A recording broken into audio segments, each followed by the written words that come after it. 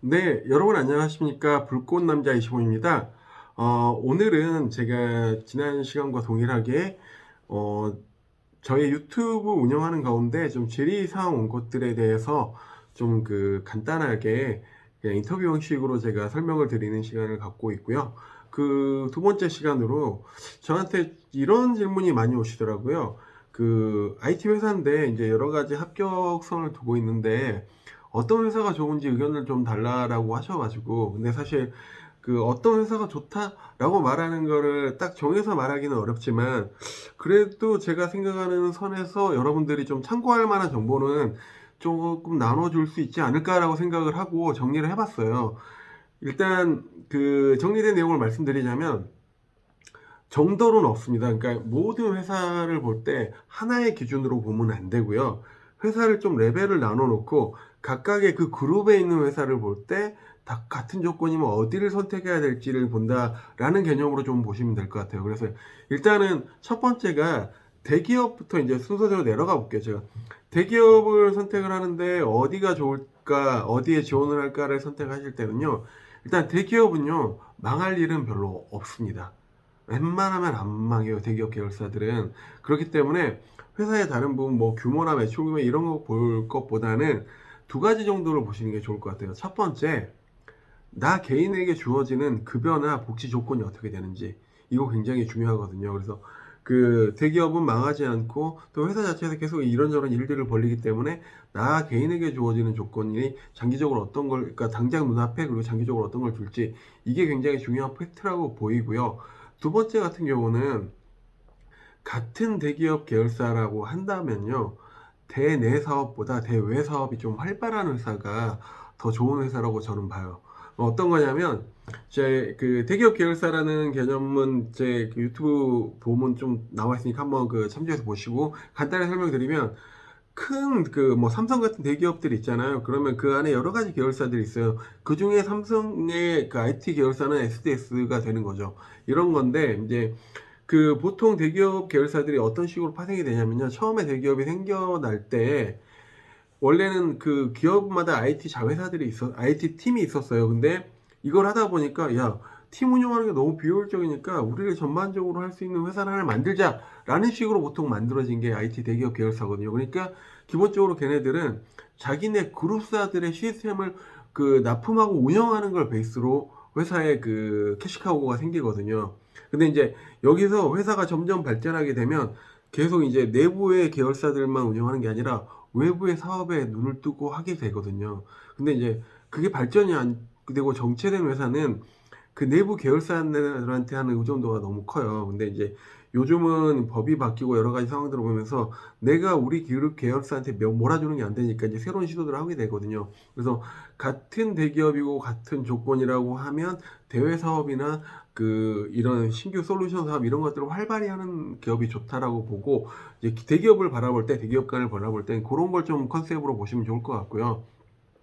이제 중견기업 같은 경우는요, 해당 회사에서, 그러니까 중견기업은 한 100에서 2, 300 정도 되는 회사 정도, 아니면 뭐 50에서 한 2, 300 되는 회사로 보시면 될 것 같고, 이제 약간 매출이나 여러 가지를 복합적으로 판단을 하기 때문에 대략적으로 구선이라고 보시면 되는데, 이제 이런 회사는 기본적으로 회사는 안정적으로 되어 있어요. 그리고 돈을 버는 모델들은 다 되어 있거든요. 이제 이런 경우에는 어, 회사의 성격을 좀 보셔야 돼요.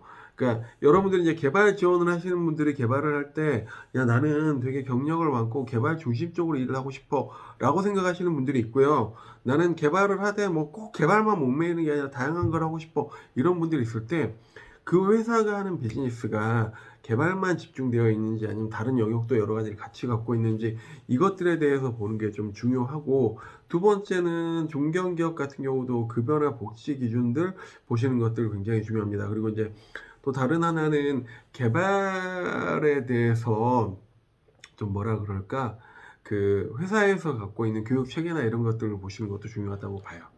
그리고 이제 중소기업 이하로 내려가잖아요. 그러면은 이제 회사가 사실 IT 회사들이 생겼다 사라졌다들이 많이 하고, 또 어떤 데는 너무 소모적으로 사람을 쓰고 막 이런 경우가 있거든요. 그러니까 예를 들어서 중소기업 쪽 가가지고 이런 경우들이 많아요.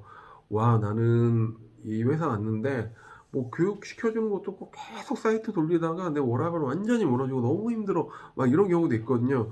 이제 이런 거를 회사마다 다 다르기 때문에 제가 뭐 특별하게 가이드를 이게 좋다 그럴 수는 없는데, 이거를 구분하는 기본적인 방법 정도는 알려드릴 수 있는 게, 이제 회사 정보 보면은요, 그 구직 사이트에 기본적으로 그 두 번째 탭 정도에 뭐가 있냐면, 회사의 직원 수, 그다음에 뭐 좋게 나온 데는 평균 연봉, 그다음에 매출액이 나와요. 이게 정말, 그다음에 회사의 연차는 길수록 좋아요. 왜냐하면 안정적이라는 거니까.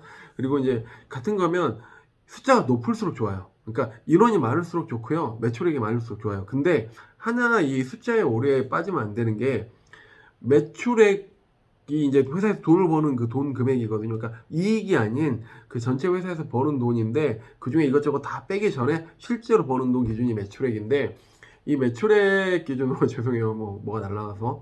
일단 매출액하고요, 그 매출액 금액이 표시된 거에 회사 직원 수를 한번 나눠 보시면요, 한 사람당 1년에 벌어들이는 돈에 대한 규모가 나오거든요. 인당 매출액이 나와요.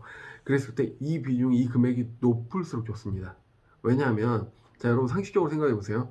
인당 비용이 낮다면요, 그거는 인건비 베이스의 일을 많이 할 가능성이 있고요. 그 다음에 한 사람을 가지고 돈 버는 구조가, 그러니까 부가가치를 내는 사업 구조가 아닌 거예요. 그러면 어떻게 되냐면, 회사 입장에서 돈을 벌게 하려면 어떻게든 사람을 쪼아가지고 일을 더 많이 시켜야지 돈이 잘 벌리는 구조가 되는 거예요. 이해가시죠? 그렇기 때문에, 예를 들면 직원이 100명인데 매출액이 100억이에요. 근데 어떤 회사는 직원이 50명인데 매출액이 100억이에요. 그러면 두 배 차이가 나는 거예요. 여기는 인당 매출액이 1억이고 여기 인당 매출액이 2억이니까. 그러면 한 사람당 돈을 버는데 인건비 말고 뭔가 기술력이든 뭔가 좋은 게 있어서 돈을 잘 버는 구조구나 라는 판단을 할 수가 있는 거죠. 이해 가시죠? 그래서 중소기업 이하에 보실 땐 이런 것들. 그 다음에 두 번째는, 인터뷰를 하실 때 한번 물어봐요. 회사에서 이렇게 좀 교육 같은 것도 알려주시냐, 막 이렇게 물어볼 수 있거든요. 저희가 물어보는 거니까. 그랬을 때 그런 부분에 대해서 애매한 대답을 하는 데는 이제 선보적으로 사람을 쓰는 거고, 돈을 잘 벌거나 좀 이렇게 중요한 그 회사를 좀 더 안정적으로 운영하는 회사는 사람의 기술력이 굉장히 중요해지거든요. 그러니까 선보적으로 쓰는 게 아니에요. 그러면 바로 답을 해주세요. 아, 우리는 이런 관계로 이런 식으로 교육하고 이렇게 하고 있어요 라는 이야기들을 하는 경우들이 많으니까 그거 참조하시면 될 것 같고, 이제 IT 쪽 관련된 스타트업에 가실 때는요, 여러분들이 보실 때, 스타트업은 저는 뭐 젊은 친구들이 한 번씩 도전해 볼 만한 가치가 있는 회사 구조라고 보고요. 나쁘지 않다고 봐요. 근데 이제 이걸 볼 때 좀 주의해야 될 게, 제가 스타트업 그 CTO 하고 있고 사업 관리를 하다 보니까 굉장히 많은 부분, 특히 엑셀러레이터 분들도 많이 보거든요. 그런 분들이 하는 말이, 최근의 트렌드가 스타트업을 양성할 수 있는 구조가 워낙 잘 돼 있고 회사에서 그 나라에서 지원을 해주는데, CEO들이 그렇기 때문에 너무 쉽게 회사를 만들었다 접었다는 경우가 많다고 하더라고요. 그러니까 결국은 스타트업은 사람이에요. 그러니까 기본적으로 볼 때 그 회사에서 하는 아이템과 사업성과 여러 가지를 봐야 되지만, 사람이 답니다. 그래서 그 몇 명 안 되는 사람이 으쌰으쌰 하는 가운데 있는데, 이 사람이 너무 사람을 소모적으로 쓴다든지, 그러니까 회사의 대표이사부터 저 같은 리더급들이 조금 인터뷰를 하거나 이럴 때, 그러니까 그 전에 밖에서 보면 그 정보를 알 수 없으니까 인터뷰 보면서 판단을 해야 되는데, 나한테 제안을 하거나 인터뷰를 하거나 이럴 때 이 사람들이, 소위 말해서 정말 이 사람 말 하나하나가 신뢰감이 가고 그 다음에 열정적으로 보인다라고 하면 아무래도 플러스 점수를 주시는 게 낫고요. 사기꾼 같은 말하는 사람들 있어요. 너무 과장된 숫자나 뻥을 말하는 사람들, 그 다음에 막상 중요한 거 얘기할 때는 꼬리 내는 사람들, 그런 사람들은 피하셔야 되고, 또 요거 저는 인터뷰 볼 때 이제 두 가지 관점에서, 여러분들이 만약 스타트업 인터뷰 볼 때 질문을 하나를 던져보세요. 저는 이제 그 질문하는 기회를 주거든요, 대부분은.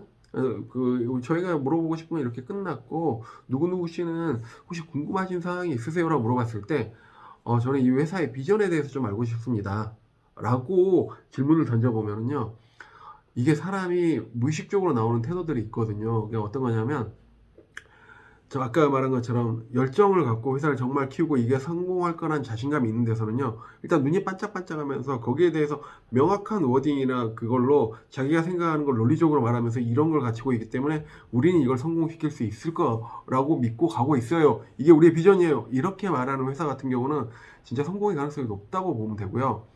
어떤 스타트업은 진짜 사람이 안 구해주니까 막 뽑으면서 이렇게 굉장히 잘 나갈 것처럼 이야기하는 경우가 있는데, 이 질문을 던지면 이제 여기서 이러는 경우가 있어요. 네, 뭐 열심히 하는 거죠. 뭐 잘 되는 거나 이 애매한 대답들. 근데 이게요, 안 그럴 것 같잖아요. 근데 질문을 하면 무의식 중에 나와요. 그래서 여러분들이 판단하는 근거가 될 수가 있거든요. 좀 그런 정도로 보시면 좋을 것 같고, 사실 이 수많은 기업들이 있잖아요. 그래서 이 회사가 이 회사보다 나라고 말씀을 할 수가 없는 거예요. 왜냐하면 같은 회사가 비교되는데도요, 똑같은 조건인데 이 멤버 중에 고약한 사람 한 명이 이 회사로 이직을 하잖아요. 그러면 이 회사는 좋은 거고 얘가 나갔으니까, 얘가 들어왔으니까 안 좋고, 그렇게 될 수가 있는 거기 때문에 볼 때는 이제 통상적인 기준으로 본인이 중요하다고 생각하는 거에 맞춰진 회사를 찾는 게 좋고, 아까 제가 말씀드린 거는 좀 참고하시는 정도면 좋을 것 같습니다. 네, 불꽃남자 25였습니다. 또 궁금한 사항 있으면 언제든지 질문 주시면, 요렇게 제가 가볍게 유튜브로 대답 드리는 거 어렵지 않기 때문에 편히 질문 주시고요. 내용이 마음에 드셨으면 좋아요와 구독 함께 부탁드리겠습니다. 감사합니다. 불꽃남자 25였습니다.